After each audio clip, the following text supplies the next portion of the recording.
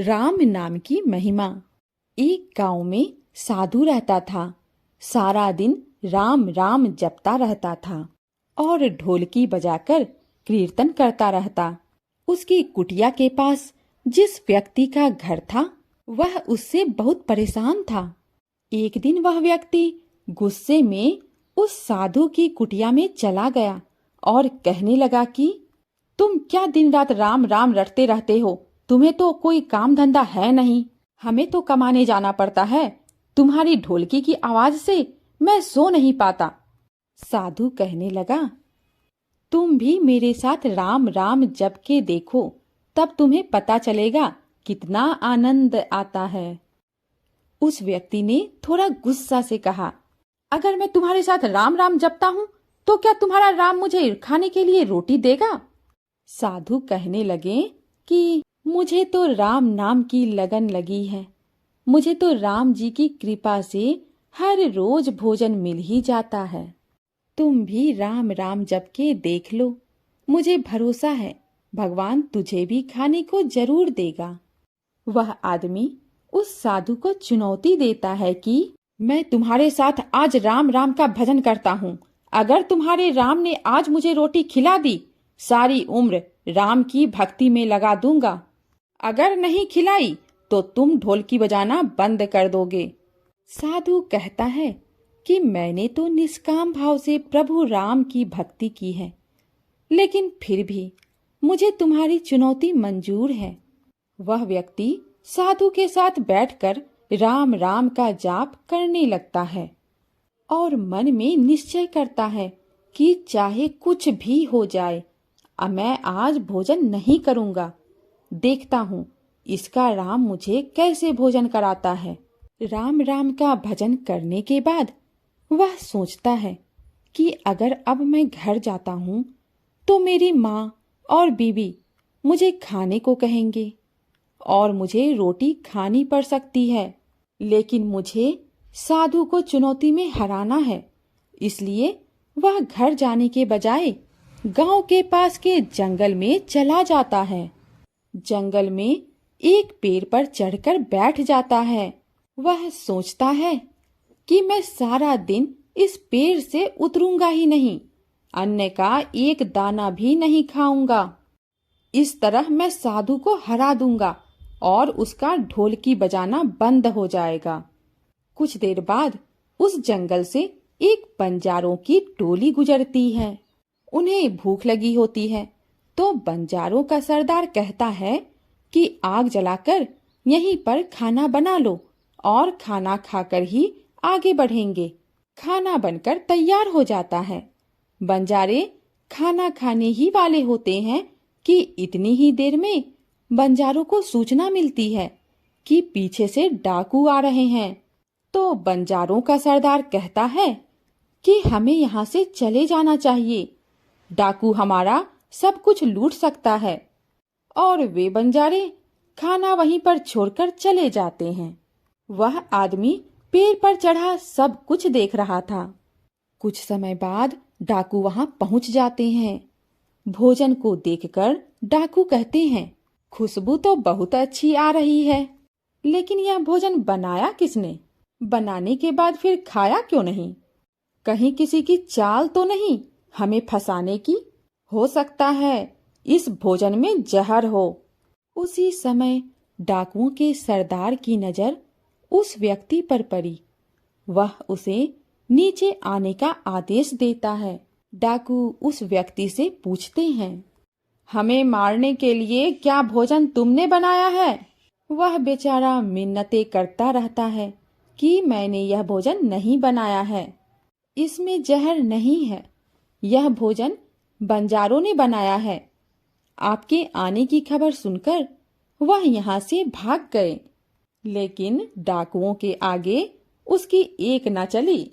डाकू कहते हैं कि अब तुम्हें यह भोजन खाकर दिखाना पड़ेगा, क्योंकि हमें लगता है कि तुमने ही यह भोजन बनाया है और इसमें जहर मिलाया है। अब तुम ही सबसे पहले यह भोजन खाओगे। वह आदमी जिद पर अड़ा रहता है, मैं यह भोजन नहीं खाऊंगा, किसी भी कीमत पर नहीं खाऊंगा। डाकुओं का शक और गहरा हो जाता है। वे बंदूक की नोक उसके सिर पर रख कर कहते हैं, तुझे यह भोजन खाना पड़ेगा, नहीं तो गोली खानी पड़ेगी। तब वह व्यक्ति भोजन करता है और साधु को याद करते करते आंसू उसकी आंखों से बह रहे थे। उसने कहा था कि मेरा निश्चय है कि राम नाम जप लेगा तो राम तुझे भोजन भी देंगे। उसके भोजन करने के बाद डाकुओं ने उसे छोड़ दिया। अब वह व्यक्ति को विश्वास हो गया कि बंजारों को और डाकुओं को राम जी ने ही भेजा है। वह सीधा साधु की कुटिया में चला गया और जाकर उनके चरणों में प्रणाम किया और उन्हें सारा वृत्तांत सुनाया। अब उस साधु से भी ज्यादा उसे राम नाम की लगन लग गई। उसने अपना पूरा जीवन राम जी को समर्पित कर दिया। जय श्री राम। कलयुग क्यों है सभी युगों में सर्वश्रेष्ठ?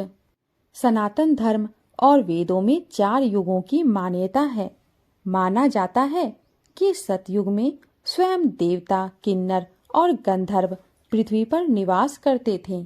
हमारे धर्म ग्रंथों में किन्नरों और गंधर्वों के बारे में विस्तार से बताया गया है। सतयुग के बाद त्रेता युग आया। इस युग में भगवान श्री राम ने जन्म लिया और वह स्वयं श्री हरि विष्णु का अवतार थे। फिर द्वापर युग की शुरुआत हुई और इस युग में भगवान विष्णु ने श्री कृष्ण के रूप में जन्म लिया। द्वापर युग में श्री कृष्ण ने जिस तरह की लीलाएं रची, उनके बारे में प्रबुद्ध लोगों का कहना है कि भगवान इन लीलाओं के जरिए मानव मात्र को कलयुग में जीवन यापन का पाठ पढ़ा रहे थे। कलयुग का कालखंड सबसे छोटा माना गया है और माना जाता है कि कलयुग में भगवान विष्णु का 10वां अवतार होगा, जिसका नाम होगा कल्कि। वर्तमान समय में कलयुग ही चल रहा है। विष्णु पुराण कलयुग के वर्णन करते हुए कहा गया है कि कलयुग में पाप इतना अधिक हो जाएगा कि सृष्टि का संतुलन बिगड़ जाएगा। लोग जीवन भर की कमाई एक घर बनाने में लगा देंगे।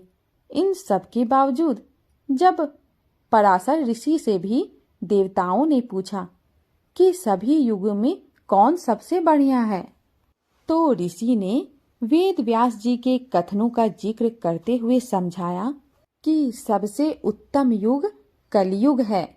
आइए जाने व्यास जी ने विष्णु पुराण में क्यों कहा है कलियुग को धन्य और सबसे उत्तम। वेद व्यास जी से जुड़ी एक पौराणिक कथा के अनुसार व्यास जी ने सभी युगों में कलयुग को श्रेष्ठ युग कहा है। यह चौंकाने वाली बात जरूर है, क्योंकि कलयुग में तो सबसे अधिक पाप और अत्याचार होगा। वेदों और धार्मिक ग्रंथों में ऐसा कहा गया है। अगर ऐसा है तो कलयुग सबसे श्रेष्ठ कैसे हुआ? विष्णु पुराण में वर्णित एक घटना के अनुसार मुनिजनों और ऋषियों के साथ चर्चा करते हुए वेद व्यास जी कहते हैं, हे मुनिजन, सभी युगों में कलयुग ही सर्वश्रेष्ठ युग है, क्योंकि 10 वर्ष में जितना व्रत और तप करके कोई मनुष्य सतयुग में जो पुण्य प्राप्त करता था, त्रेता में वही पुण्य 1 साल के तप द्वारा प्राप्त किया जा सकता है। ठीक उसी प्रकार उतना ही पुण्य द्वापर युग में 1 महीने के तप में प्राप्त किया जा सकता है। तो कलयुग में इतना ही बड़ा पुण्य मात्र 1 दिन के तप से प्राप्त किया जा सकता है। इस तरह व्रत और तप के फल की प्राप्ति के लिए कलयुग ही सबसे श्रेष्ठ युग माना गया है। दोस्तों, अगर यह कहानी आपको जरा भी अच्छी लगी हो तो कृपया लाइक जरूर करें और चैनल पर नए हैं तो सब्सक्राइब भी जरूर करें। जय श्री राम।